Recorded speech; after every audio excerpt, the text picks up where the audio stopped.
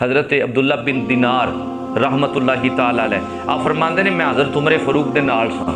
کون؟ حضرت عمر فاروق امیر المومنین خلیفۃ المسلمین جناب فاروق اعظم.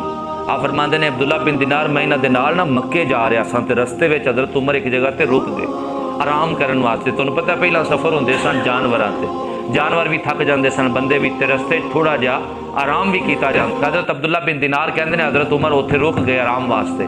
اچانک ویکھیا کہ ایک چرواہا بکریاں چراندا اوتھوں آ نکلیا. حضرت عمر فاروق نے چرواہے نو بلایا فرمایا ایک بکری مینوں ویچ میں خریدنا چاہنا ایک بکری فروخت کر. انہیں عرض کی حضور میں بکری نہیں دے سکتا. فرمایا کیوں نہیں دے سکتا؟ کہندا ہے حضور میں مالک نہیں ہاں میں مالک میں چرواہا ہاں میں غلام ہاں. تے حضرت عمر فاروق نے از راہ آزمائش جیڑا جملہ بولیا آزمان واسطے ایک گل کیتی. آپ نے فرمایا مالک کیڑا پیا ویندا ای اے پیسے پھڑ تے بکری دے مالک نو دسیں بھیڑیا کھا گیا. اے از راہ آزمائش آپ نے یہ جملہ بولیا.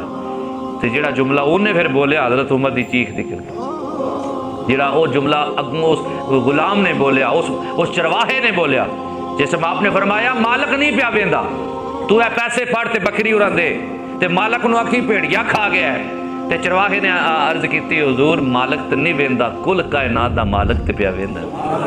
اس جملے ہوتے حضرت عمر دی چیخ نکلی. آپ زارو قطار رونا شروع ہو گئے. جس ٹائم تھوڑی طبیعت سنبھلی نا تے آپ نے فرمایا تیرا مالک کتھے وے؟